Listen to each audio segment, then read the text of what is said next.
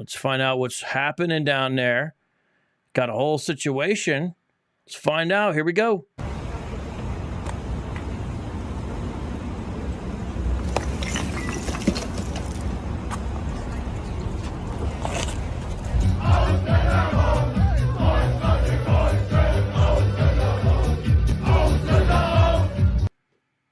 That's what's happening.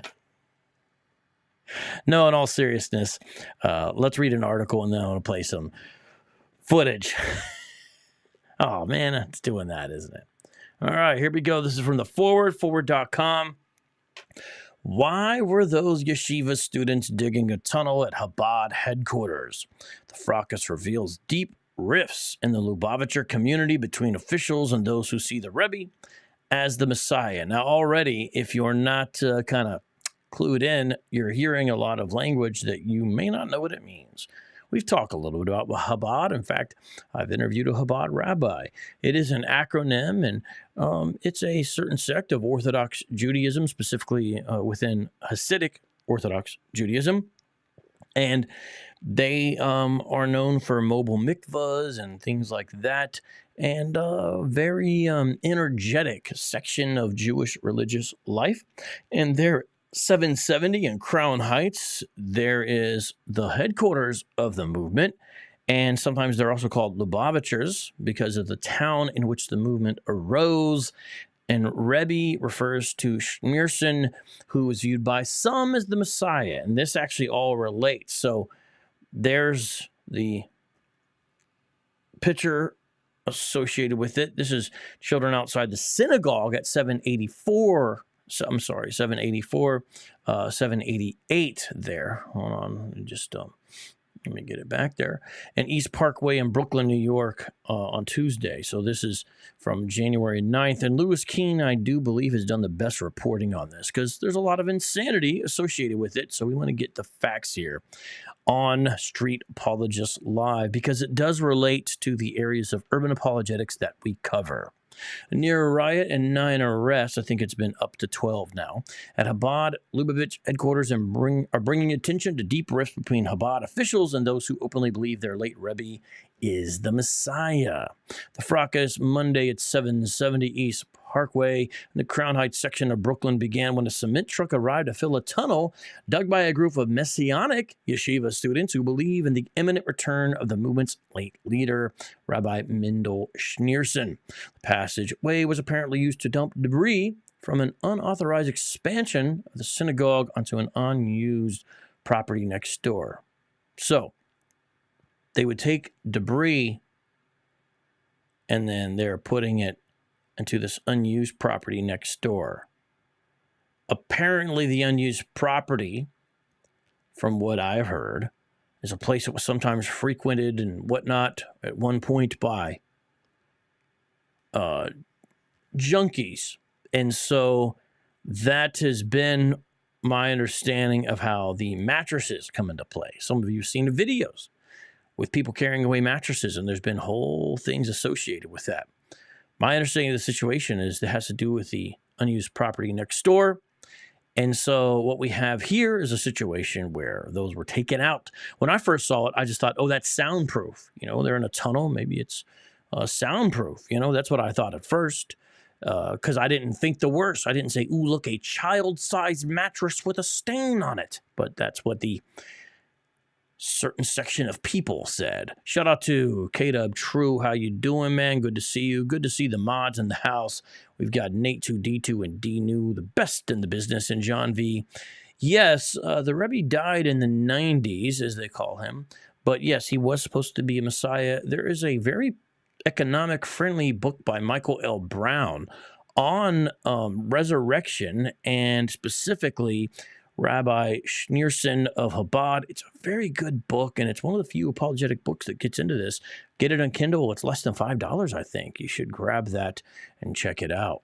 Okay, so continuing on with this, and yes, I am going to show video footage. In fact, we might go late tonight. I know that it's late. What I mean by late is longer tonight because I've got a lot to get through to deal with this situation, and this is just the time I was able to come on. So please support if you appreciate this kind of content. All right. All right, here we go. By the way, mods, can you guys be extra vigilant tonight? I'm okay with insults and threats against me, but if it veers over into just the hardcore, stereotypical, predictable anti-Semitic comments, let's just get them out of here. I don't have time for it. I hate anti-Semitism, and I just don't have really tolerance for it. So go ahead and get them out if they come in. That's your warning, live chat. That is your warning. All right, so continuing on here. Once they realized the tunnel was being filled in, the black-hatted young men tore down wooden panels exposing the tunnel. The Associated Press reported Tuesday that 9 people between the ages of 19 and 22 were arrested, with another 3 charged with disorderly conduct. Chabad spokesperson Rabbi Moti Sogas, well, he actually put out a press release. We're probably not going to read that tonight, but I encourage you to read it if you can. Moti Seligson said that the building was closed pending a structural safety review. By the way, I just want to point out, when all this is going on,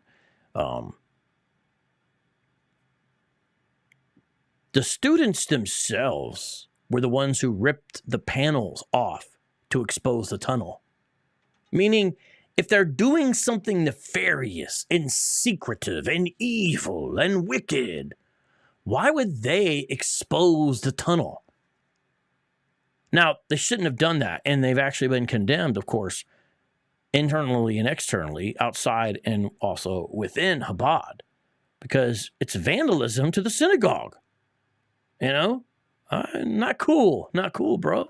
You know, but I just want to point out that they're the ones ripping off the panels. It wasn't the cops. It wasn't the dump truck people. You know, students themselves. And who was bringing out the mattresses? Same people. If it was something nefarious, they wouldn't have done it. Cameras are rolling everywhere. They knew that. I want people, when they hear conspiracy theories, to put on their thinking hats and think about it. Shout out to Ham Sunshine for the first super chat of the night. Thank you very much, brother. You are very faithful, and I'm very grateful. Don't have the dog here because she's hanging out with my son, and I didn't have the heart to take him away. Mike B is correct. Crown Heights does have a large Hasidic Jewish population, and it really centers around this. All right, so they're like, look, man, we do not want this tunnel to be filled because then it seems like it's going to inhibit our hopes for expansion. So they sat inside there and they had to be forcibly removed. That was the problem. Yeah. Shout out to TNOI 613. Wait. Oh, gosh, you're one of them. Okay. Well, listen, TNOI 613. I just want you to understand about this whole cameras rolling thing. I use that loosely. When I say cameras, do you not understand they were actually cell phones of the people inside the synagogue? Do you not understand that? A lot of the footage was Lubavitchers themselves with cell phones. I'm not talking about massive news crews. They were the ones filming it. Haven't you noticed or seen that? Trying to get rid of the evidence. Okay, look, this is the type of stuff I'm talking about, man. I don't have tolerance for it tonight. I just do not. So unless you're going to come with evidence, I'm going to take it as anti-Semitic and you're out of here. Sorry. I'm not saying right now that I'm going to block you already, but you've been warned. I don't have tolerance for anything conspiratorial tonight. All right, Okay, I'm going to read this story, TNOI, and I'm not sure if you just read what we're reading. Maybe you should listen. It literally said it's closed for structural safety review. Yeah, number one, the school there. Number two, yes, that's part of the concern of the actual Lubavitchers themselves. This tunnel was unsanctioned. They are concerned that it was underneath because they're concerned that it could do damage to their own property. If you had watched some of the videos, you would understand that. So yes, this is understood. It doesn't take a rocket scientist or an engineer to figure it out. But just stick around. Maybe you'll learn something. All right. Seligson described the vandals as extremist students who broke through walls from the synagogue Chabad headquarters to create unauthorized access to adjacent properties. Selvin Hernandez, the owner of the cement truck that pulled up to the site, said a dozen of the young men surrounded it and took parts off it. So this is pretty serious. This has been a black eye to Chabad, but I put the thumbnail of this video. I put actually defending Chabad. Why did I say that? Because I'm a Christian, right? Jesus is the Messiah. I believe Isaiah 53 is about him. Psalm 22 and a whole bunch of other stuff. I believe he fulfills the prophecies and he's going to fulfill the rest the second time around. But I love my neighbor because I've read the Torah and I love my neighbor as myself, of all religions and all types and stripes. And I believe that they should have a fair shake. And also, I have a heart for the underdog, and that's who we're dealing with here. These folks are the underdog. That's the way I look at it. That's the way I see it. And so the movement itself has been scandalized by this behavior. I'm not proud of it. But I'm defending Chabad from extremist assertions and inventions and fabrications from people like you. But you know, you're a dime a dozen. Throw a stone, you hit an anti-Semite. You know what I mean? Not that we really want to throw stones at them. We're not Palestinians. The owner of the cement truck that pulled up to the site said a dozen of the young men surrounded it and took parts off of it, including a clamp. His workers at Eagle Pumping Corps are scared, he said, and don't want to go over there no more. The group of messianists, known by the Yiddish term, this is a hard term for me to say. I've heard it all week, but it's difficult. Mesheshkin, have congregated in the synagogue in the building's basement for years. Many are from Israel. Now, the basement thing is not scandalous. There is a general compromise within the synagogue situation there at Chabad headquarters. And we're talking about multiple properties, so it becomes confusing sometimes at which part of the property we're talking about here. Because, you know, I've never been there to that part. I've been to Brooklyn. I haven't been there. You have a situation where there's a sort of an agreement of, you know, the hardcore Messiah guys, you guys get one section, and us, we get this other section because there's disagreements internally from them. So they've had to work this out. So the basement thing's not scandalous in and of itself. All right. Many are from Israel. There's a place, I believe, specifically in northern Israel where a lot of these folks come from. And so a lot of these folks actually come over here because it's kind of viewed as sacred ground because they say the Rebbe was there. And then what happens is they want to make sure they have access to it. But, you know, these folks, a lot of them, some of the ones who come from northern Israel, they only speak Hebrew and Yiddish. That's their two languages. A lot of them do not know English. And it seems like, especially the younger men, that's a situation. How do I know this? I've been talking to people. I've been reading a lot on this.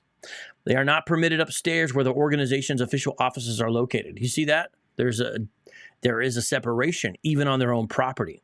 Theories on why they dug. Let's talk about it. Precisely why they began to dug the passageway is unclear. But and I'm going to play a video on that right now. So this is in the very beginning when this first came out. Let me see. I'm going to make this a little bit bigger for you guys. Okay. All right. There we go. One member of the community, Mendel G, who for fear of retribution agreed to speak only if his full last name not be used, said the tunnel diggers were trying to bring to fruition an expansion of the synagogue that Schneerson himself had endorsed. He noted that the Rebbe, as Schneerson is known, had placed its ceremonial cornerstone. Financial strain, regulatory issues, and infighting following Schneerson's 1994 death stalled the project. So a lot of these guys saw it as a mandate to expand because not only were they running out of room, but also because Schneerson himself had said, hey, we're going to expand. Sort of like Joseph Smith with the temple out there in Independence, Missouri. But it hasn't happened. But a few years ago, said Mendel G., some students took matters into their own hands and began excavating. The plan has been there for years. Everybody wants it to happen, said Mendel G., 30, who received ordination from the Chabad Yeshiva at 770. Said of the expansion, it just takes a few people with the guts to show that it could get done. Students brought in a contractor to advise them on safety matters, added Mendel G., who was in the building when the ruckus began. He was unsure how many students were involved in the project, but said they started around 4 years ago. Other reasons for the tunnel have been floated. Some say they dug it to preserve access in case they were banned from the building. Still others say the digging began to preserve access during the 2020 pandemic shutdown when New York sought to limit the indoor gatherings. But Mendel G. said that the theory doesn't hold up because the tunnel was never used or intended for people to travel back and forth, but as a way to jumpstart the expansion. And here's the author of the article. I recommend you follow him on Twitter. I follow him. It's just I'm not on my account logged in. That's why it's saying that. But follow Louis Keene. I would recommend because these issues are important. And here's what he says. Also, yes, the students involved were messianic, but that doesn't mean they had messianic aims. There were certainly others in the building who approved of what they did when they learned about it, and evidently far more who disapprove. Now, here's actually a 3D rendering of what the Chabad tunnel was eventually intended to achieve, an adjoining space for prayer connected to the existing sanctuary through its south wall, provided by a source aware of the tunnel project but not involved in its construction. All right, now, this is also important to understand. You hear people talking about tunnels and tunnel systems. That's all sensationalistic reporting. It's all rumor. It's really tunnel, 50 to 60 feet. That's the deal. Shout out to Jimmy Berman.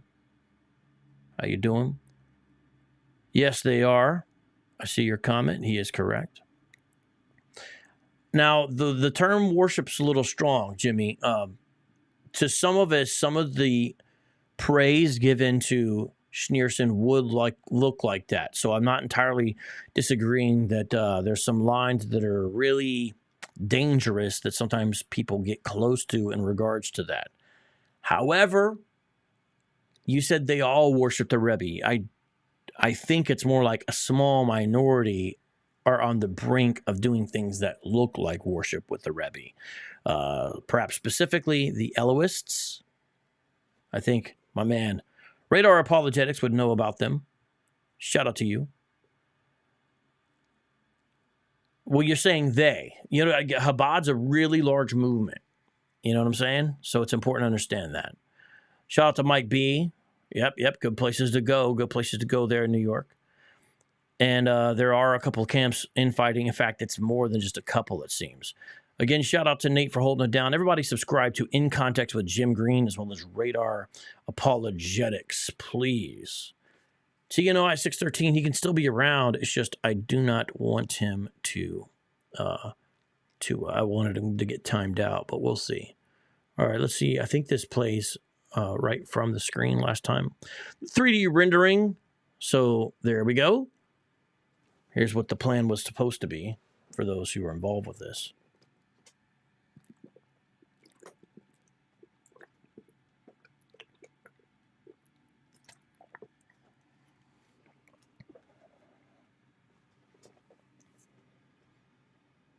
Okay, way less scary than the conspiracy theorists would have you believe. We're trying to take the sting out of some of that. Now, why? Here's the thing, people. I deal a lot with Hebrew Israelites. I'm not one of the specialists in the messianic apologetics like Brown or something, right? We do other stuff, lots of urban religions, lots of urban apologetics, lots of culture related to that. Some world religion stuff, Islam. As Christians, we want to love our neighbor as ourselves. As Christians, we want to be a good witness. As Christians, we want to show the truth, you know. As Christians, we want to be people who are careful thinkers because we love the Lord our God with all our heart, mind, soul, and strength. And so, since I know this issue ties into a number of things, I thought it was important for us to cover. And I haven't seen a lot, to be honest, of this. I've seen a lot of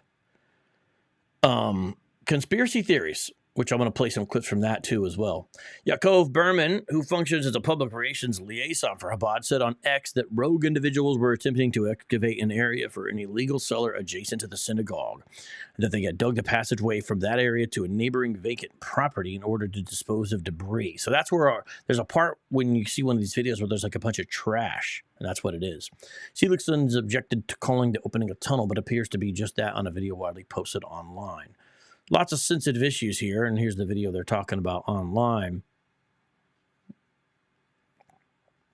I hope I don't get hit for this because I'm interacting with it.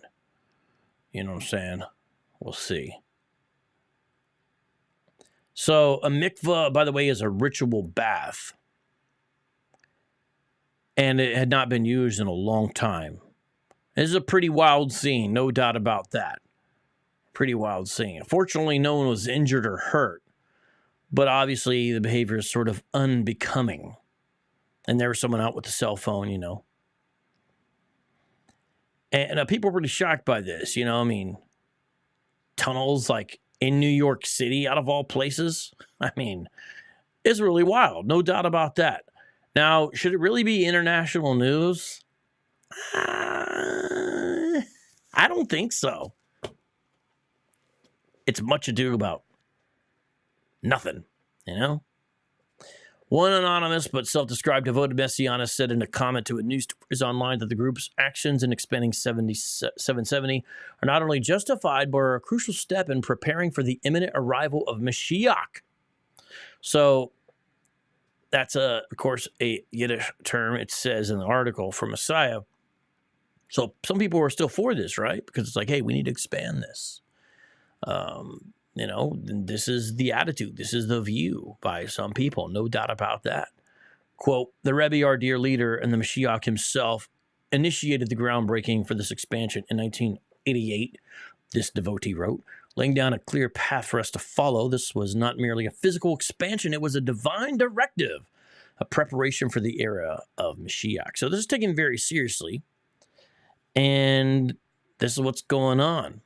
It is fascinating, interesting, wild, chaotic, no doubt about that. In breaking down the wall, this person wrote the students were actively participating in hastening the arrival of Moshiach.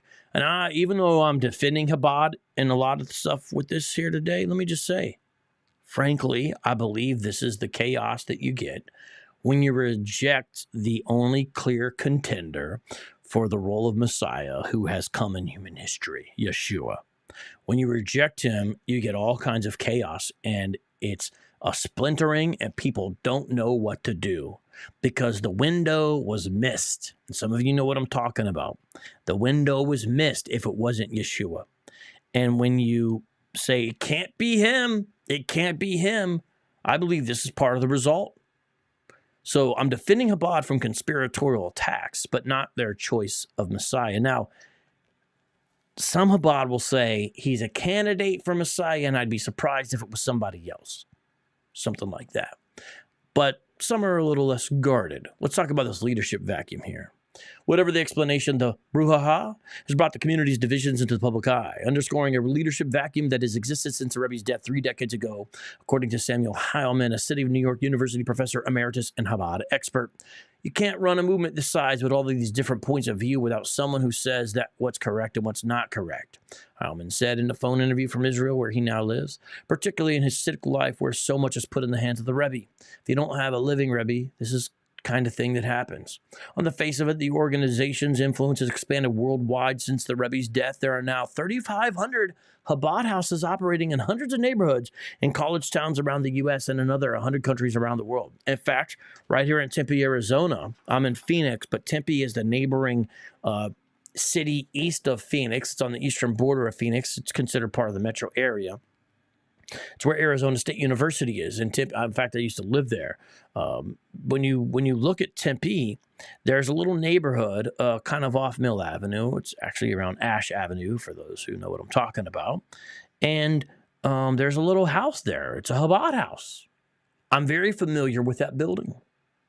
When I first moved to Phoenix, I was throwing these open mics, and in fact, something called reverse battles. It's a whole other story for a whole other time. And the place was called the Tempe Exchange. Beautiful little congregation, had a parsonage next to it, which is pretty significant in that era, you know, right there in Tempe. It was a four-square church, for those familiar with that denomination. I worked closely with them week after week, month after month, to bring different events and concerts related to underground Christian hip-hop, you know, from Mars Ill to Future Shock, a long list, LA Symphony affiliates, et cetera, came through there. Beautiful, beautiful place. Lots of memories. Well, that's now a Chabad house. That exact building I'm talking about while I'm waxing, you know, eloquent about memories or whatever. So it's happening. That's expansion. But back in Brooklyn, Chabad's establishment and the insurgents have clashed over messaging as well as control of the building. Messianists periodically blitz New York and other cities with posters proclaiming Moshiach, the Messiah is coming, featuring pictures of the Rebbe. While the message is officially frowned on by Chabad's leadership, it's not without some support in the community. Would you like to see that kind of thing? I've got that kind of thing on deck. This says he's the king. Right there. That's the guy, Schneerson. Apparently, he was a man of great learning. Apparently, he was a man who encouraged giving. Definitely a significant person, no doubt about that. So if you ever see one of those, that's who he is. And in fact, I was with Eduardo and, texting with Eduardo and showed him that. We had a little conversation. Rabbi Eduardo is great, does great work. I do encourage you to definitely subscribe to his channel. He's someone I ask lots of questions to. But yes, what that says is may King Messiah live, or long live King Messiah. The word long isn't literally there, but the connotation is that. This is from my man. And basically, the idea is related to a more expanded version of thought that he pointed out to me. May our God, teacher, and Rabbi King Messiah live forever and ever. Now, that's problematic there. And that's where you get into the Elohists, and he sent me an article about them as well. Very fascinating stuff. And so, there's a lot to consider here. There's a lot going on. We're not for this. We think it's a mistake, to say the least, and a very important, significant mistake. But we also want to defend our neighbors against conspiracy theorists. And that's what we're trying to do. Although on the positive note, this whole thing has produced some rather funny memes. Those Facebook friends that only pop up to disagree.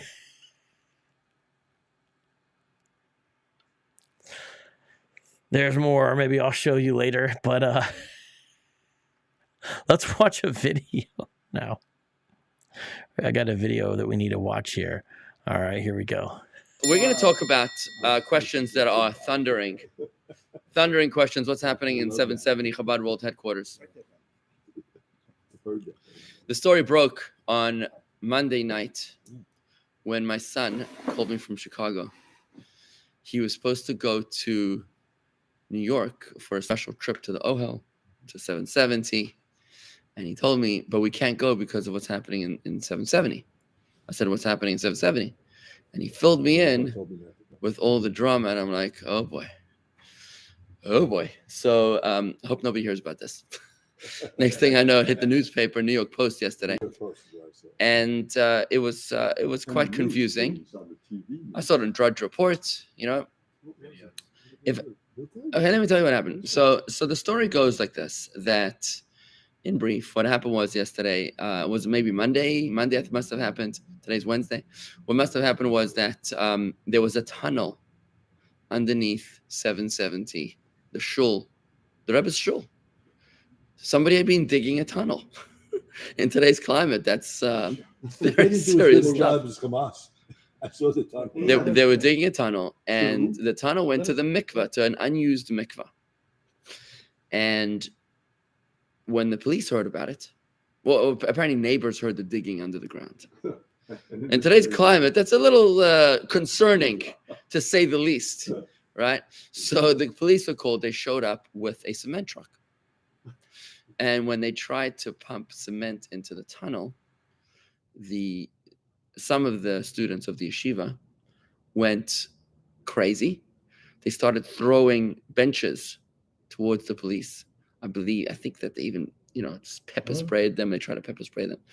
And I have to commend the NYPD for having exercised such sensitivity, restraint. I think they understood that they're dealing with some mentally deranged individuals. And they must have understood that, because they really were very professional. Now, that's interesting. Why is that interesting? Well, this is Chabad. This video is from Chabad of Palm Beach Gardens. This is a Chabad rabbi, understand? And here's what's interesting. I've talked to and listened to more than one person in or associated with Chabad since this happened. And they literally all said what he just said about some of these folks are not right in the head. This is an internal critique that they're speaking of, some of the young men. And notice he's not okaying the actions. He's being frank about it, and I commend him for that.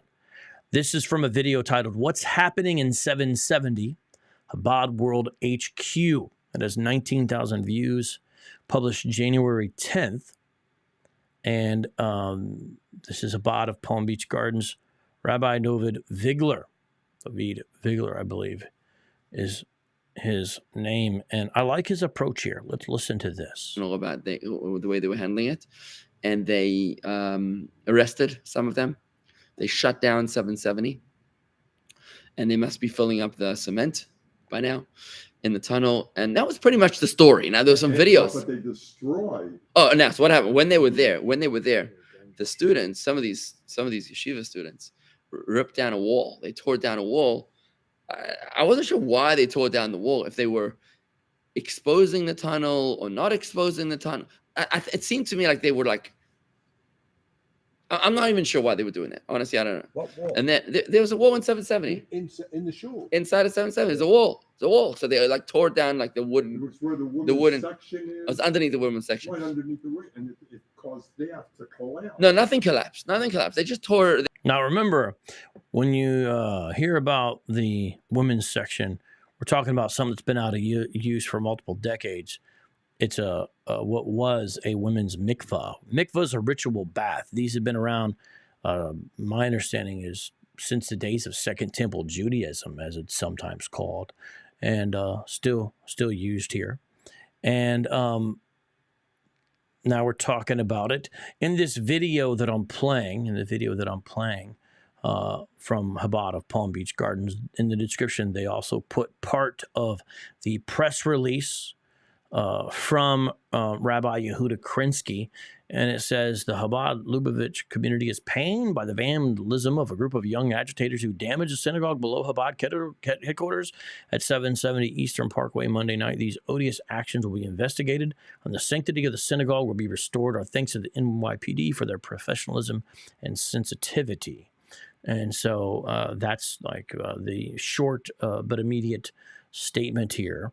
And we're listening to what Rabbi David Vigler says here now. Tore down the wooden paneling and exposed this massive opening, which seems to be the opening of a tunnel, towards the mikvahs. Now, what's the story? What's going on over here, right?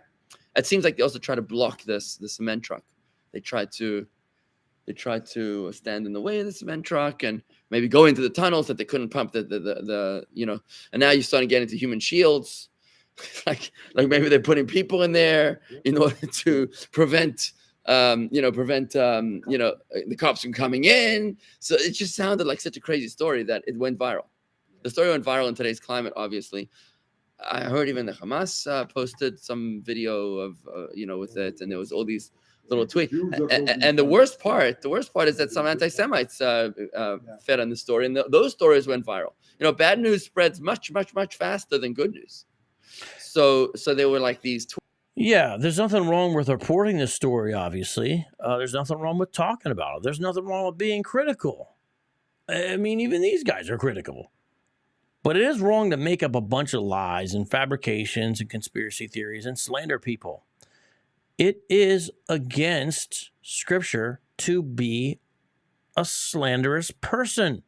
You don't just get to slander people like a lot of the Hebrew Israelites are doing. I mean, it's large. For example, mentioning Pizzagate in connection with this. People talking about child trafficking and ritual unaliving, all that kind of stuff. And these folks are saying, we know that the P word is going on. We know it. We know it. Read the comments section of some of these videos by these Hebrew Israelites and alt-right people talking about it. Very, very toxic, to say the least. So anti-Semites are having a field day with this stuff. Just There were tweets retweeted many times on social media about the Jews building tunnels under a synagogue in New York, as if to say they're also doing it, right? Oh, people only read headlines, they don't read the story anyways. So obviously our phones were blowing up yesterday about what's going on. Immediately, to his credit, Hannah's grandfather, Rabbi Yehuda Krinsky, the chairman of Chabad World Headquarters, issued a statement, which I'd like to read to you, just so that it should be clear to anybody watching this that they should know what's going on. The statement reads as follows. I'll turn that down for a second. Maybe some of you saw where I shared some from this same rabbi. Later on in the discussion, they start talking about, could Schneerson be a candidate for rabbi, right? And it was very fascinating. In a part of it, he said there's a misconception among the Jewish community that the Messiah, whoever it is, could not die. But then he says, well, the Talmud, Tractate Sanhedrin 98a, explicitly says that's not the case. And as a lot of people know, Christians have been pointing that kind of stuff out for a long time. The Messiah could be killed and still be a candidate. Now, they'll say, well, there's a difference between dying and being killed. Another conversation for another time, but I appreciate his candor. Now I'm going to unmute Mikveh in the synagogue said they could get into the synagogue when it was probably in a state of lockdown, in order that they could get into the holiness of the shul with the Rebbe David. Because these guys clearly didn't care too much about pandemics and other such trivialities. So they felt that they needed to go there, and they probably were sneaking their way in and feeling very holy and uplifted in, praying like that. So they went from this unused mikveh, which is a men's mikveh, yeah, like an unused. It's not a women's mikveh, it's a men's mikveh. So I've heard conflicting things about that as well. In a state of, the building was shut down like 20-something years ago. There was sounded like a woman's mikveh, which sounds already more. Sounded like they reported it. So it sounds like there's some sort of unbecoming behavior. One more terrible issue. Right. It's not a woman's mikveh; it's a men's mikveh. What? If you've not read the news, you're uninformed. But if you have read the news, you're misinformed. Right. And this is a classic example.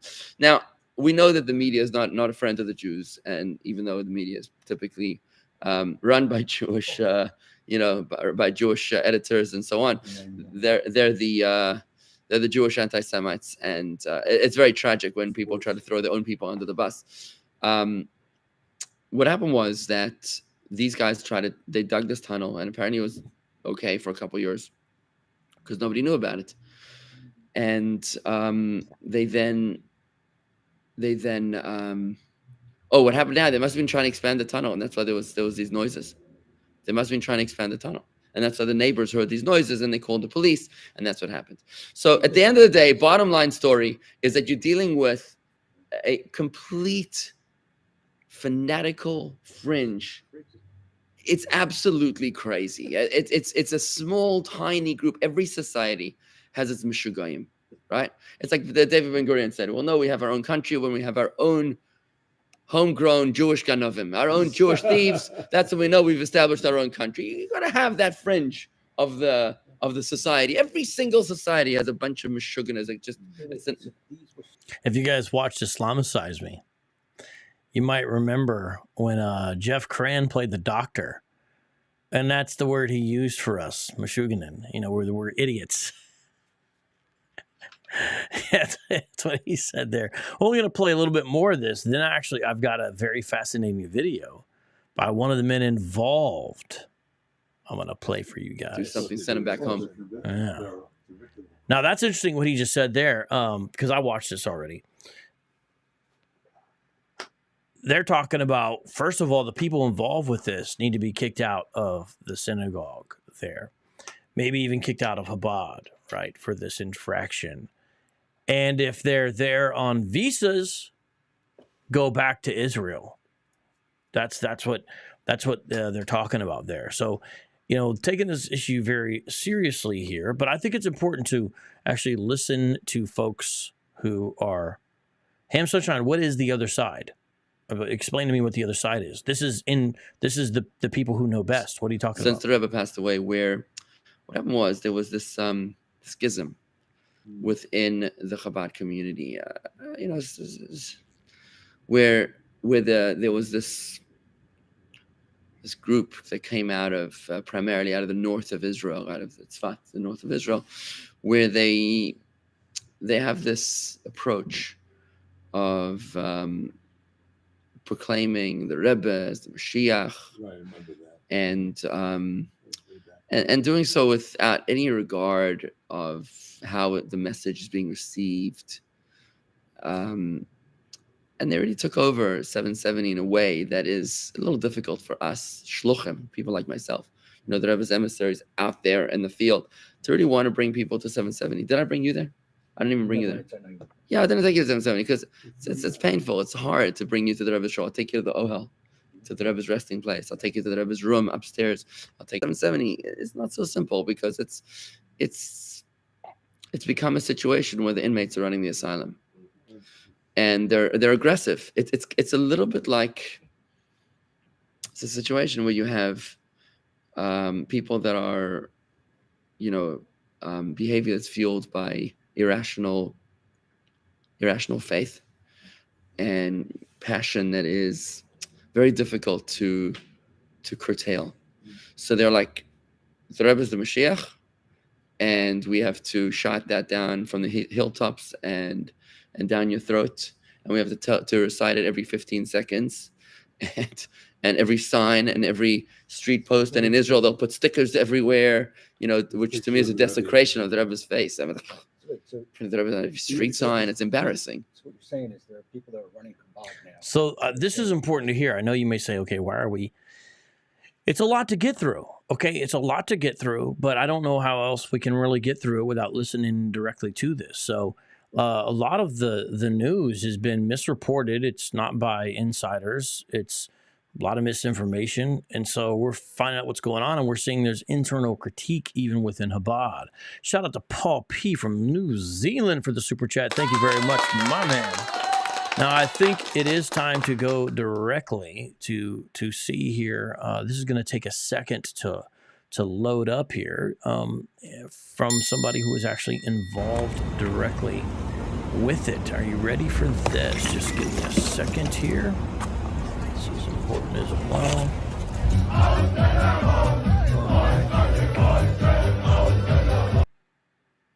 Imagine you just scrolling through New York City, you look to your right, and a Jewish dude is just spawning out of the ground. All right. Now, on this part, I'm going to play a video by somebody who actually was involved. So there's a few things here. The idea of tunnel systems and all that, it's not true. You'll notice that in most legitimate news sources, you don't actually see that. You see about a tunnel or an expansion. It's the conspiracy theorists that are talking about that kind of thing, tunnels, or people who are not very careful. And this guy, I don't appreciate his language. He says spawning out, because the gentleman is going to pop out of the tunnel. Now, it does definitely have a comical effect. It is a bizarre sight to see, no doubt about that. This part of it, very bizarre indeed. Okay, we're not denying that. Not denying it has a comical element to it.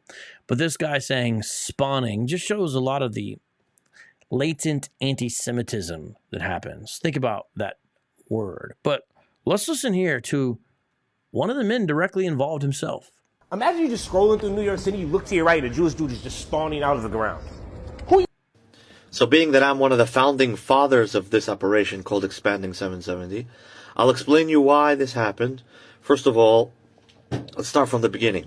About 15 years ago, I was a student in 770, and we're very religious, ultra-Orthodox Chassidim, and we're studying what the Rebbe, the leader of the Jewish people, and the leader of the Hasidic movement, is teaching. And one of the stuff that we learn is called Contrast Beis Rabbeinu Bavel, which is a speech that the Rebbe spoke about the significance of the synagogue and how the synagogue is similar to the temple and how it has a very special holiness, and even in the time of exile it has a special holiness. By the way, I'm just going to say it. Is that not some problematic theology? I labeled this on the thumbnail defending Chabad because I'm defending Chabad from conspiracy theorists, people talking about blood libel and that kind of stuff and ritual murder and all kinds of stuff. I'm defending Chabad from. But, you know, with all due respect, even in a show where I'm saying I'm defending Chabad, just like if you're in Chabad, you see Jesus most likely as a false teacher, perhaps a false prophet, charlatan, all kinds of things, you know. I see Rebbe Schneerson saying things like that, if that's accurate, what he was teaching. That's heretical. Even just according to the Old Testament. You know, you don't get just to make up your own rules. No. Where's that in the Torah, Tanakh, even in the Talmud? Come on now. The Rebbe went on to say that whoever donates money or helps with his physical body to build or to expand a synagogue is a great, great mitzvah. It's a great, great commandment. No. You see what I'm saying? It's not. Like, this is the problem with elevating mere men to positions of essentially being channels of divine revelation outside of Scripture. This is part of the problem. Do you hear this? Now, of course, in a regular, normal world, then people fundraise money in the community. Whoever has an interest that the synagogue should be expanded. And they give it to the owner of the synagogue or the Gaboim, which means the rabbis that are in charge. And the 770, the synagogue is expanded. But there's a big problem with that. More internal division has curtailed that. Expanded. But because there's a lot of politics in 770, one guy, Rabbi Krinsky, he has the deed or the ownership technically, but he's never stepped foot in 770 in the last, 20 years for political reasons. So this is one of the guys involved with the tunnel. And he's saying about Krinsky, who we read the statement earlier, he's criticizing him. So this situation is unfortunate for Chabad as well because it exposes a lot of the fissures within the movement to the outside world who really, up until this, unless they were specialists in the area, had no idea what was going on, frankly. Well, they do now. And another group, which is the Gaboim, which actually manage the synagogue, they're the ones who are physically in charge of 770. But they're fighting. The guy who owns the synagogue and the guys who run the synagogue are fighting. Now, to add more complexity, there's another group which is the community VAD, which is the community group, and they don't get along necessarily. They have their own agendas. They don't necessarily get along with Krinsky or with the Gaboim. They have their own agendas and their own issues. On top of that, you have another group, which is the Hanhala of the yeshiva. So there's also a university, a kind of yeshiva study hall going on in this place. And to top that off, the study hall is divided by locals, like American students that are learning smicha, which is to become rabbis.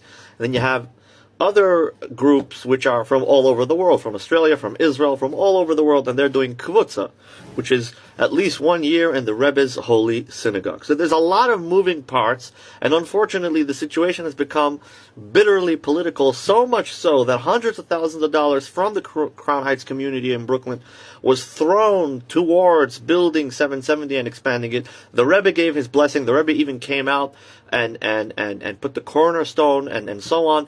There was even very rich people that gave a lot of money and were ready to do the whole thing. And we even had David Chase from Chase Banks came and gave a few $1 million. And they did do a lot of expansion, but they didn't do the whole plan. Now, I can tell you already, 40 years ago, this synagogue could have needed to be expanded. And all the properties are actually owned by Chassidim which follow the Rebbe and don't really have a problem to figure out some kind of way to make 770 expand. But unfortunately, there was missing one ingredient. The guy who can bring all these moving parts together, sit them down on a table and expand and create some kind of a plan how they can all benefit. If the synagogue is bigger, you can bring in more students. If you can bring in more students, you can get more benefits from the government. You can sign up more students. You can put more vending machines, I guess.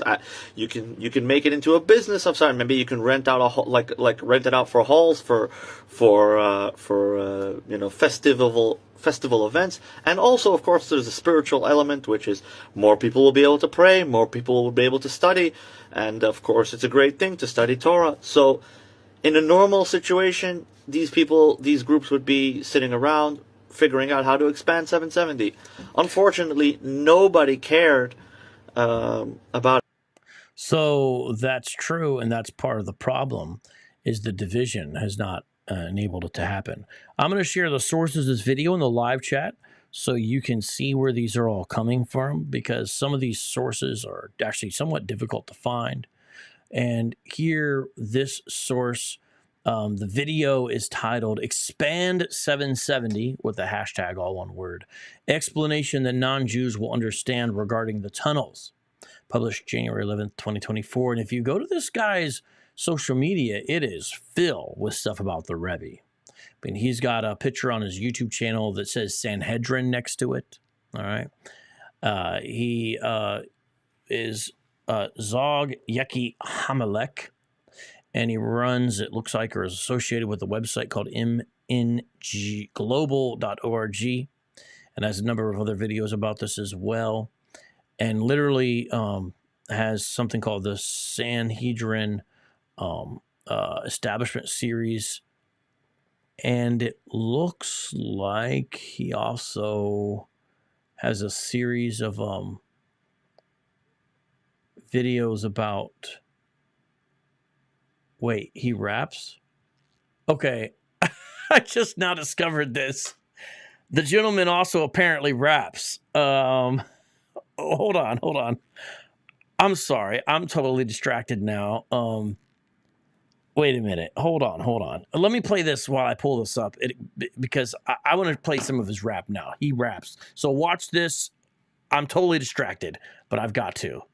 This guy raps. Expanding 770, everybody had a little bit that was working perfect just fine for them. The only ones who were really, really bothered and the ones who suffered the most were the actual students who need to sit all crammed together studying. So the students, especially during the corona, they shut down 770 because we're listening to the mandates, all the official bodies, and the students still wanted to study in the big main hall and not study in their dorm rooms or whatever. So the students started, and now I already back in the day, my name is Yosef Edry, and I already back in the day, about 15 years ago, already started this kind of idea. There's a few abandoned buildings, there's nothing going on there. Anyhow, there's a old mikveh, which is a ritual bath on the corner of Union and Kingston Avenue. So you have Eastern Parkway is here, Kingston Avenue is here, and then you have Union Street is here. So if the expansion would be done properly, it would be all the way from Eastern Parkway all the way to Union, along Kingston Avenue. So you have the main synagogue is next to Eastern Parkway. After that, you have like a tunnel basement, which is used for the holy writings that need to be buried. And then you have another basement, like, one of those two doors that open up in New York. You see a lot of them. So then the second basement is where very special things like the menorah of 770 is held and other things like that. And then you have the next basement is the ritual bath, which was closed down some 20 years ago anyway. So the students dug a tunnel during the corona all the way from Union through the two basements and coming out, I guess, all the way to 770. So that way, during the corona, they were able to... So I started this operation. I was involved with it for some years. We didn't really have very heavy machinery or anything. We just kind of were moving bricks apart and trying to just see what we can do. We really didn't... But later, one of my friends called me and said, "Hey, Yossi, remember the operation you started?" I said, "Yeah." He said, "Well, we got some... we got some good, things are moving in the direction of expanding 770. So I was very, very proud of them, and very happy to hear what they said. Of course, the situation is so heavily political in the area that it's just I really hope that the community will wake up and realize that this synagogue needs to be expanded, and they should see it as a good opportunity to take that initiative. And really, the students don't do no harm. Okay, the most extreme thing a Chabad student will do is put a sticker on a Moshiach sticker, or wave a Moshiach flag, or ask someone to pray on Friday, give out 7 laws of Noah cards with the picture of the Rebbe. But they're not, of course, we're just dealing with the war in Israel, Hamas digging tunnels, But honestly, they just want more room to learn and study. Of course, the way it played out, cops coming in, the community leaders, the Jewish community leaders, bringing the cops into 770, telling them to arrest students or whatever. It's kind of embarrassing that the community can't get its own act together, and this has to break news all over the world. But the fact of the matter is that the students need more room to pray, and let's hope that that should be the outcome. And 770 is a great place. I myself sat down with people, Okay, I'm gonna play these raps in a second. I'm gonna let them finish. Non-Jewish people, our black brethren in Crown Heights. I brought them in, gave them a kippah. I'm wearing my hat, so I gave them my kippah. We sat down, we studied the 7 laws of Noah, made a small prayer. Really, 770 is open 24/7. The homeless sleep in the back. I mean, it's a place of charity. It's a place of Torah study. It's a place of prayer, and really important to hear that directly. And notice how you have someone in Florida and who's critical of what happened, and then you also have somebody right there who was involved with the very founding of this. And notice how there are undesigned coincidences in the story, meaning there's not collusion, they're agreeing with things about each other. And that's because I would say they're telling the truth. Now, this is totally off topic, but I just discovered the guy Raps who was just talking. I've got to play this rap song. We need to see this together. I'm shocked. I didn't know this was part of it. Pull up at the Knesset with 3 Torah scrolls somewhere and a box charity. Fresh towels, fresh filling on. Praise thee, we fulfilling that prophecy. Pull up The Knesset fulfilling prophecy. Do you guys want to hear some more? I was just shocked by that element. Apparently, Modest Yahoo has visited 770. But let me play this one. This is raps too. So I just had to play some of this here. This is the Akim Edri, bring the Moshiach one more time. Long live the king. Rebbe. Now notice that though what he said, long live the king. Guys, he is not talking about Yahweh. He is talking about the Rebbe. There are some troubling tendencies from the Lubavitchers who believe that the Rebbe was Messiah. That's very problematic. Now you may say, what about Jesus? I thought, yes, we recognize that he is Yahweh embodied. Shocking as it may be that he is God to be identified as such, not a human creature. From the fruits on the page. Divide and conquer, the kingdom's up for grabs. Goodness and kindness is the power of my flags. And all my brothers that they're running in the streets. And all the sages as they hold on to their seats. Messiah's here, open up your eyes. Messiah's here, do you realize? Self-extermination of all evil prophesies. Rebbe King Moshiach sleep the lighting up our eyes. All the Muslims, not sure if they gonna see a brighter day. Men, women, and children as they slay Muhammad al-Qaddafi, cousin, this isn't your day. Truth be told, I got nothing to say other than that Messiah, he's here to stay. There's an election, it's going on in your mind. Build a connection, arriving Messiah right on time. Long live the king, long live the king, long live the king, long live the king. Everybody sing, everybody sing. Long live the king, long live the king. First of all, thank you for Messiah. Secondly, thanks for my soul and my fire. Thank you, God, for my hands so pure. And thanks for that system hasn't collapsed with war. Thank God for my alarm clock. Thank God for my eyes to see so crisp and sharp. I wanna see redemption physically and spiritually. I'm waiting for the connection. Sing with me, your feet. Long live the king is the way. We give energy to the king. That's how we do it today. God is waiting for the people to connect and go on the ball. Let's do it all with love, all with love.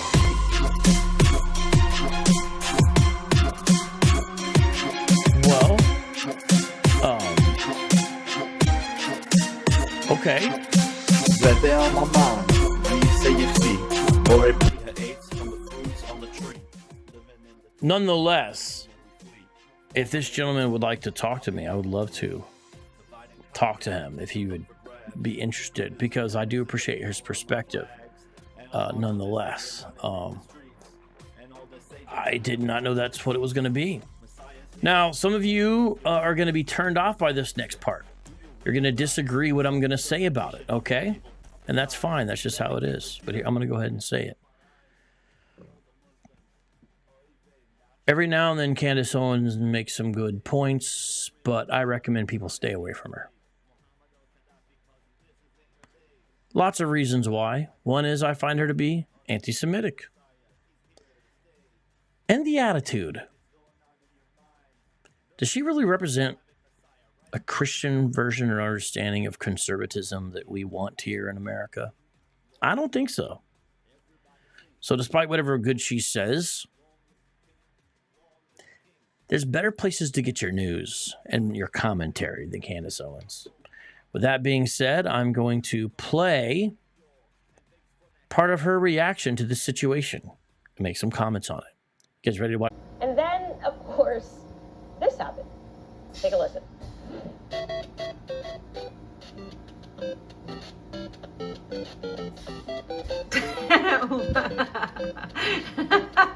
What the? Yep. Okay. Him emerging in that way is funny. It has great comical value. Putting the Mario Brothers music with it also has, it's a legitimate comedic move, okay? I don't think we can deny that, okay? But let's listen to what she says here in a second. Talking about possible alien invasions in Miami. And then, of course, this happened. Take a listen.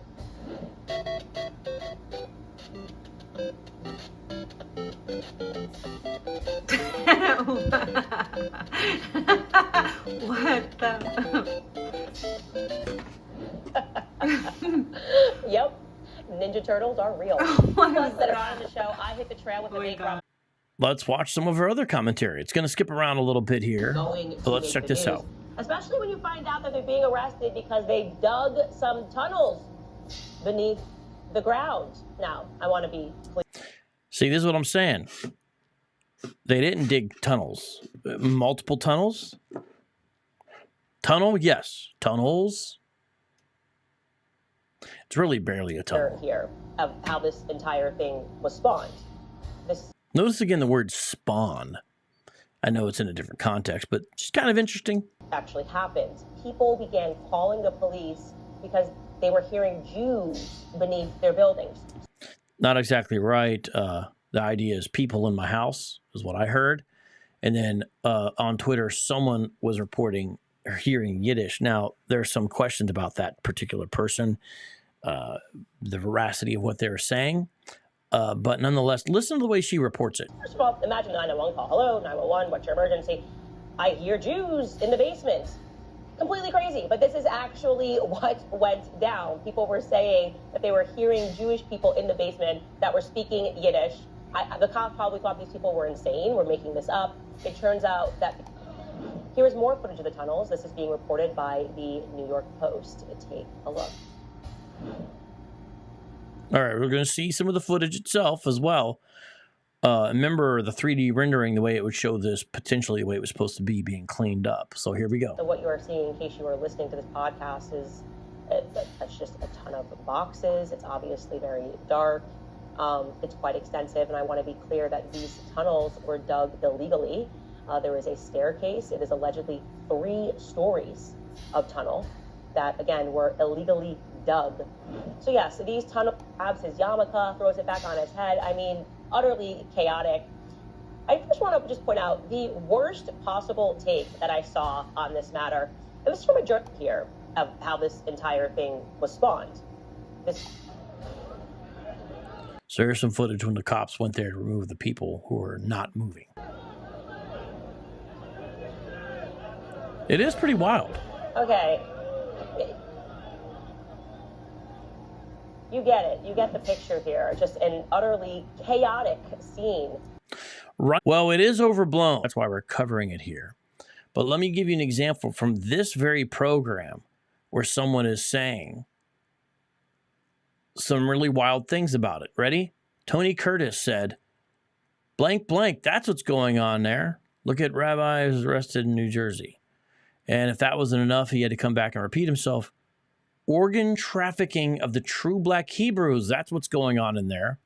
These are the kind of conspiracies that are being leveled against the situation. Possible take that I saw, behavior of some extremists at the Chabad in Crown Heights. This is the statement news you read issue earlier. at most. Instead, it turned into a global anti-Semitic flood of some of the most dangerous conspiracy theories about Jews dating back to the Middle Ages. The attempt, one that shouldn't have been made and was wrong, to expand a basement has now turned to say, I'm actually going to challenge you here. Imagine if Catholics, if there was a... Real quick, shout out to Jay Robarge, gave a super chat. I don't think I gave you applause, but thank you very much for that. Much appreciated. Now, that's not the only reaction. That's somewhat of a muted reaction. But you know what else I want to see? I want to see Kelly Richardson. Listen to this demonic take on the... Yep. So... Just man, watching look this. at that. That looked just like the rodents, man, coming out of there. I'm telling you, man. That looks just like rodents. Kelly Richardson, have you read Genesis chapter 1? It says that male and female, he made them in the image of God. That's Adam and Eve. That's all of our ancestors, if you believe the Bible. I mean, whether you believe it or not, it's the fact, but I'm just saying you're supposed to believe the Bible. This is somebody made in the image of God, and you're likening them to a creature created on day 6, but not man. You know what I'm saying? Dehumanizing them. This is what racists and bigots do. It was done to your ancestors, Kelly, still is, and it's done by races like you to others as well. 2 wrongs don't make a right. We don't get to act this way towards image bearers of God. This particular kind of jargon. You'll notice it when you listen to people, the dehumanizing language that people employ, calling people its and things and those people and comparing them to animals. Very common tactics for anti-Semites and racists worldwide. But he's got more. The rodents, man, coming out of there. I'm telling you, man. Especially at night. Right. Man, you see them coming out, man. Yeah. Man. That's I mean, the whole behaviors and everything, man, I'm telling you, family. Territorial spirits are real. That's You hear what he just said? Now I'm gonna rewind this. Territorial spirits are real. He's essentially saying this person is a clothed demon? Is inhuman? It went from rodents at night to territorial spirits are real. That's his probably strange Pentecostalism of his background coming out. Let's listen to this again. When I was doing some other stuff, I saw he was live with another guy. Did not watch it all. I watched less than 5 minutes of it. Not to diss. I'm not one of the guys who says I wouldn't watch. I would watch. I just didn't have time that particular time. And I just clipped on for a little bit when he's live and just happened to catch this. No joke. That's why if you notice it's not a download, it's me recording with my phone because I just grabbed it real quick and played it. Listen to this. at night. Right. Man, you see them coming out, man. Yeah. Man, I mean, the whole behaviors and everything, man. I'm telling you, family. Territorial spirits are real. That's exactly how rats come out from under the tunnel. Rats come out of the tunnel. I mean, do they really come out exactly like that? I've seen rats. Like what? This is supposed to be a pastor. Man, or if you're in a subway, depending on what subway you're on, man, they can come out of come from out of the chairs, the seats, and all that. But that's exactly how they come up from out of the tunnels, the drainage. Well, let me show you, fam. Yeah, somebody. Kelly Richardson, and he's supposed to be a pastor. Well, I think we need to hear this one more time, don't you? But yeah, to your point. Yeah. Yep. So. Just watching this. That looked just like the rodents, man, coming out of there. I'm telling you, man, especially at night. Right. Man, you see them coming out, man. Yeah. Man, I mean, the whole behaviors and everything, man. I'm telling you, family. Territorial spirits are real. That's exactly how rats come out from under the tunnels, man. Or if you're in a subway, depending on what subway you're on, man, they can come out of come from out of the chairs, the seats, and all that. But that's exactly how they come up from out of the tunnels, the drainage. The drainage. Let me show you, fam. Yeah, somebody.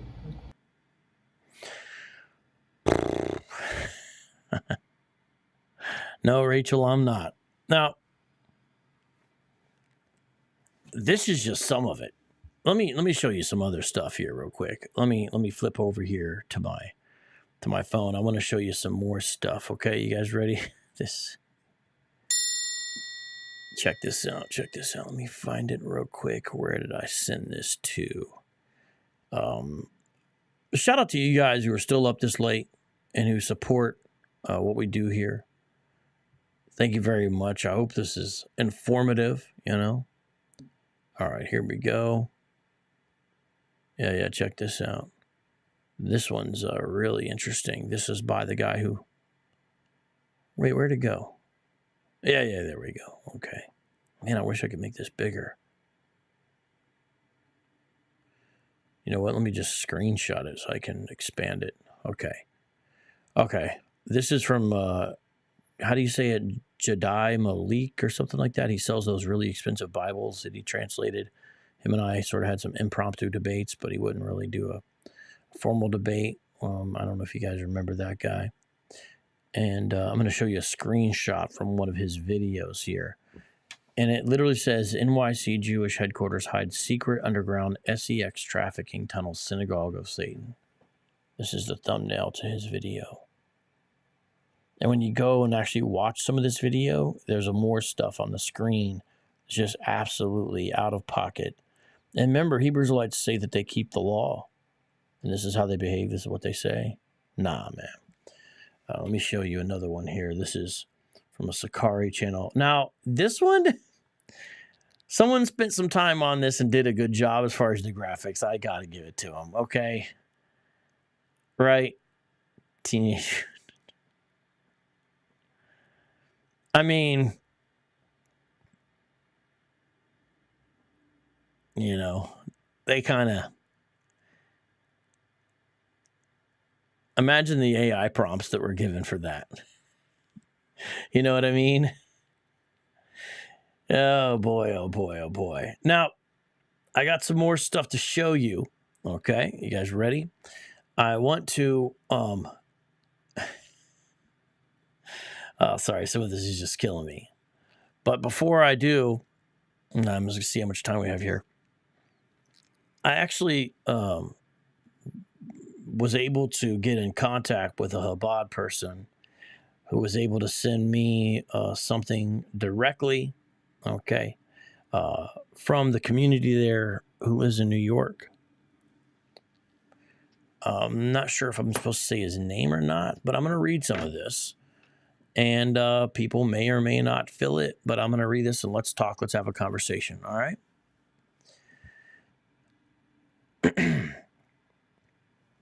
There's a building behind 770 that used to house a mikvah. It's been abandoned about 20 years. At some point, some of the young students, they broke into the building, and I'm paraphrasing some of this, okay, to get through it because it's written like a statement. And I received this through text message through a source close to the situation. Broke through the wall into the crawl space between the building and 770, digging out a small space for themselves under the shul alongside the main shul's southern wall. Now, that's the first point. The second point, there's a dispute between those who own the building, that part of Chabad, the 770 building, and those who own the 788 building. Meaning, even there's problems with even the ownership of the different properties there. And they're both governed by self-perpetuating boards, and the Gaboyim elected by the mostly Moshiach community. This dispute goes back many decades until Gimel Tammuz was kept in check. About 20 years ago, some folks destroyed a plaque that Marcos had placed on the Even Hepena. Marcos went to court claiming control of the shul, and the Gaboyim intervened, arguing that while Marcos owns the building, they're in charge of the shul and its signage. So they ended up proposing a neutral plaque. So this gets really into the weeds, but these folks have actually taken each other to court. And then you have the situation where they're bringing an eviction proceeding against the shul, and it's been litigated for 20 years now. And it'll probably never be resolved in the courts because no court is interested in having police evict the shul. So it's just going to keep on getting punt down the road. So this should be resolved internally, but that's not what's happening. And so there's a lot of problems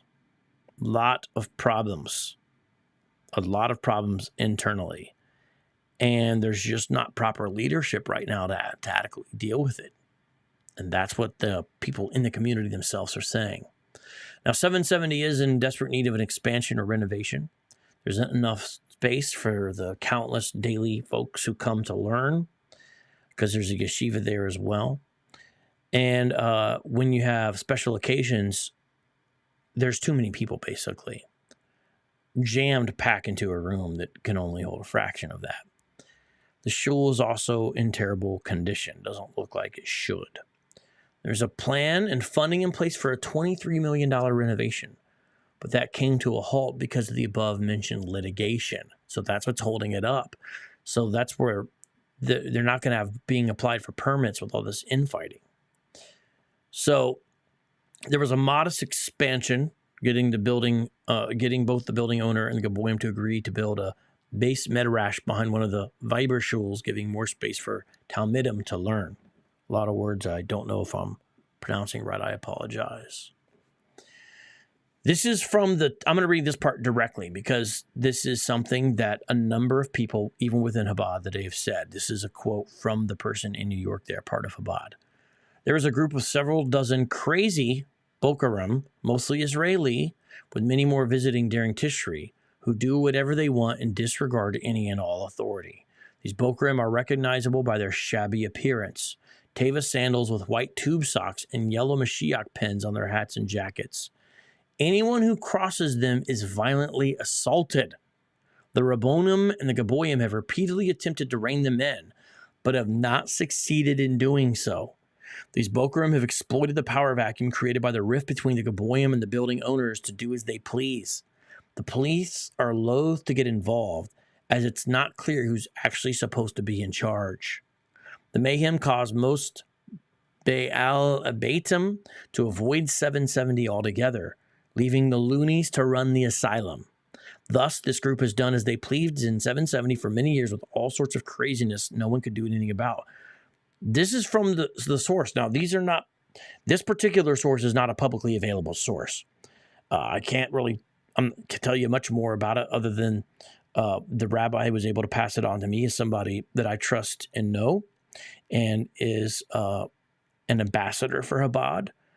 And so this is all very internal, which I understand, to their chagrin that it's public now. But this is a situation that people on the outside have to understand, lest they start making up crazy conspiracy theories. Next point. After the digging in the crawl space was recently discovered, the Goboyim ordered a cement truck to come fill in the space. So, guys, who is the person who ordered the cement truck to come? It was the people of the different faction of Chabad themselves. Do you guys understand that? It wasn't some random outsider or something. However, the Bokarim who had occupied it refused to leave, arguing that this is literally what the source says. Okay, I'm just reading what the source says. It is interesting. This is from someone in Chabad, okay? Arguing that their rat hole heralded the further expansion of 770, and that filling it with cement would halt any such expansion. When the cement truck arrived, and the Bokarim responded by breaking through the wall of the shul, stating that their little hole was an expansion of the shul, and it has the eye roll emoji. That's when all hell broke loose. The positive side of this is that it forced the Goboyim and Merkos to come together and jointly ask the police to remove the Bokarim and seal the shul until repairs are made. Okay, now here's where he tries to end on a positive note. I'm optimistic that the horror every Lubavitcher felt watching these events will put pressure on both sides to compromise and settle the litigation. So, there's people on both sides sort of extreme, but there's also people kind of caught in the middle. They're all part of this. It is now crystal clear that 770 cannot be Hefker with a handful of violent lunatics doing as they please. This is an internal critique that now we're hearing. The very existence of the shul is at stake. The only way order can be restored is if there's a unified leadership of the shul, subject to the authority of the communal based din. Anyone who doesn't comply should be banned from the premises, and if they attempt to enter, prosecuted to the full extent of the law. And as soon as that happens, a massive expansion and renovation will ensue. The funds could be raised in a matter of days, restoring the shul to a state befitting a... All right. Fascinating, tragic, problematic, but nothing like what a lot of these crazy people on the internet are saying. I have got Hebrew Israelites tagging me in this news story nonstop, left and right. When are you going to do a story on the tunnels, Vocab? Are you going to defend your masters, Vocab? And then I get also stuff like this. Here's an interesting story for Vocab Malone. According to Vice.com, you see it on the screen there. I'm getting tagged and stuff like this from Hebrew Israelites. I'm not in Chabad. I'm not Jewish. Not even a little bit.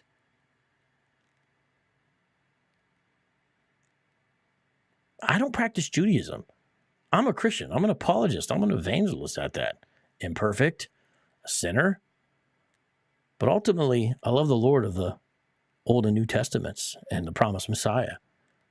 I'm just trying to sort through this to help Christians not get caught up in all the hate and nonsense. It's just my little part of the world. How many people will see this video? How many will it impact? I don't know, but I want to try to do my part.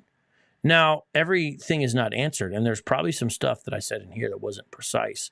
I may have to go back and delete parts out, not to hide anything, but the story is developing. And I want the story to stand accurate. Okay. So I'll try to do that as time goes on and say, oh, I said that was a mistake or that was an error, because we're still learning about it, but I'm going to try not to jump to conclusions, and I just don't want any of us to do this. And look, you're not supposed to build without permits. Okay. I'm not excusing this behavior. I'm also not excusing the behavior when the cops showed up. Although as far as not building without permits, Jews have been building without permits for a long time, if you know what I mean. The temple, remember all that? When the Persians said, go back. I mean, well, you could say that was the permit, but you get what I'm saying. So, it's not excusing any of it. It's just avoiding the conspiracy theory and try to explore this issue with an open mind and give it a fair shake. Try to be fair-minded. People ask questions about, well, there's childcare equipment. It looks like there's an old high chair. Or is there a baby car seat? What's there? Must be RSA. Must be SA. Well, a few things about that. If it was a women's mikvah, that could be explained because these folks have big families, take their kids with them everywhere they go. And so you could easily have a situation where you could have it around during the women's bath. Now, if it's not a women's bath, it could still be explained because remember, there's an abandoned property next door. And you could tell by the video, they were essentially just throwing junk in there, you know. You're just throwing different stuff in there, part of it. So anyways, there's more to talk about this here. We're going to try to, I'm not going to be the continual news source for this or anything, but listen, if you're part of Chabad, you want to talk to me, I hope you understand, you know, who I am, my position, but also what I want to do. You'll see that I have an interview with Rabbi Moshe, try to be fair-minded, and we can talk about this and have some stuff where we get on the same page on some things, hopefully, and maybe grow an understanding. There's more I want to share right now, but we're really running out of time. And so, guys, I appreciate you being here late night like this, but we do need to take off. So with that, God bless, and I'll see you in 2 days when I talk to a journalist who is the one who was really more of an part of an intellectual think tank, the Manhattan Institute. Probably not proper to really just call him a journalist only, but who fielded a study on numbers about Hebrew Israelites, and we're going to talk about it on this channel. So it's going to be good. Leave your comment. Tell me what you think. Talk to you later. God bless. Peace out. Just hit the wrong button.